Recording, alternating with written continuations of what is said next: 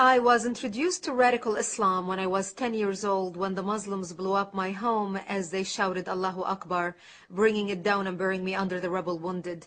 My only crime was that I was a Christian living in a Christian town. I learned at the age of 10 years old the meaning of the word infidel. I had a crash course in survival, not in Girl Scouts, but in a bomb shelter where I lived for 7 years of my life, without electricity, with no water, and very little food. To get some food, I would crawl out under the bombs and the snipers' bullets to gather grass to eat, and we would crawl to a nearby spring to get some water. At the age of 13, I dressed in my burial clothes, getting ready to go to bed at night, waiting to be slaughtered at the hands of the Muslims. And by the age of 20, I had buried most of my friends who were killed by Muslims. And we were not Americans living in New York, and we were not British citizens living in London. We were Arab Christians living in Lebanon. I come from Lebanon. Many people do not realize that Lebanon used to be the only majority Christian country in the Middle East. We were open-minded, we were fair, we were tolerant, we had open border policy, we welcomed everyone into our country because we wanted to share with them the westernization which we had created in the heart of the Arabic world and the Middle East.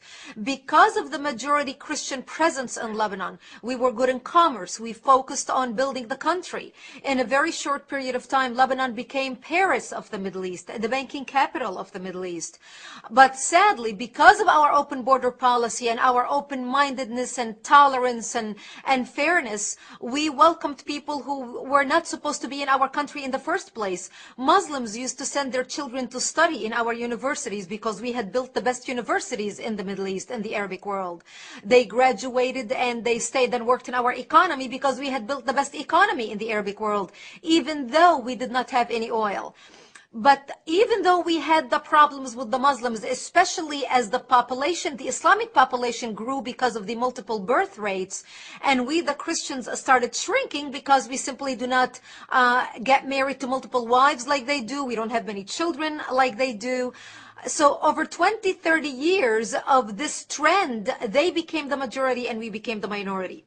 But we always had the problems maintained between the Christians who have become the minority and the Muslims who have become the majority, until the influx of the Palestinians out of Jordan, which we as a civilized country, as an open-hearted country, took them in. Here we took in a group of Palestinian terrorists.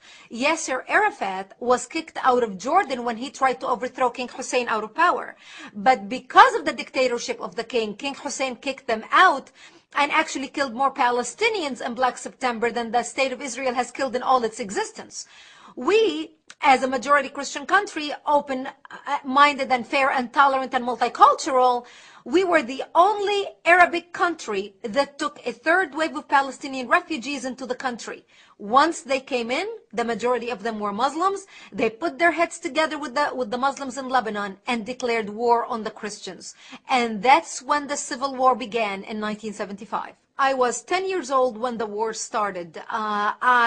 Because of the presence of the Palestinians and because of the open border, a lot of people, a lot of Muslims poured into from Arabic countries throughout the Middle East to help the Palestinians establish a presence in Lebanon.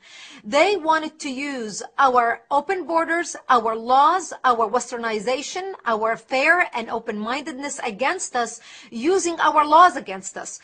People do not realize that Lebanon is a republic, very much like the United States of America.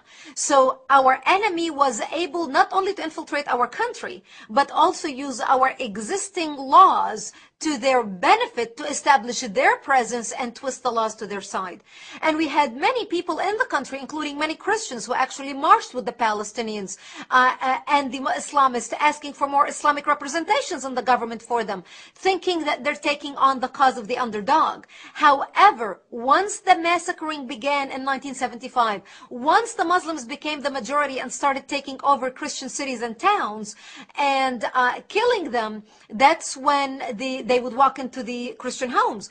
And some of those Christian leftists who basically demonstrated with the Islamists and said, What do you mean you're here to kill us and to slaughter us? We demonstrated with you. We pushed for your rights in the government. We pushed for you to take a part of whatever we had established. And the trends that we saw happening in Lebanon, once the Muslims and the Palestinians started massacring the Christians, and they would walk into Christian homes, and even some of them leftists who demonstrated with the Islamists and fought for new laws to be established in the country to protect the presence of the Palestinians who came to the country under refugee status. The Muslims would kill them, and they would tell them, you were as infidels as any other infidel, and you deserve nothing but death. And those stories we heard from those who fled and came to our area, which was the last Christian area left in southern Lebanon. And this was the price that we paid for our open-mindedness and our tolerance of those who came into our country, who had no intention of assimilating with us, who had no intention in becoming a part of the Lebanese society and advancing with our Western advancement in the Middle East, but wanted to come, and once they became the majority, wanted to impose their backwardness, their way of life, their way of being on us, which brought our culture down. And today when you watch the news, you are no longer seeing Lebanon as Paris of the Middle East. You are seeing Lebanon as a terrorist infrastructure, a terrorist organization where Hezbollah, Iran, Syria, and the axis of evil have taken control of the country, and basically now becoming a hotbed of Islamic extremists spreading their extremism all throughout the world. Once the call of jihad was uttered by the combined forces of the Muslims, regardless what their background was, they started massacring and killing the Christians. They would walk into the Christian towns. They would massacre the elderly and the children, as well as the men and women. They would walk into a bomb shelter. They would find a mother and a father hiding with the bomb shelter. They would take one leg of the baby. They would have a little baby, take one leg of the baby, tie one leg to the mother and another leg to the father, and then pull the parents apart, splitting the child in half. They would walk into our churches. They would urinate and defecate on the altar using the Bible as toilet paper. They would crucify the Christian men on a cross and then put honey on their chest and on their private parts to kill them so they can be stung by bees as they died slowly. This became the fate of the Christians.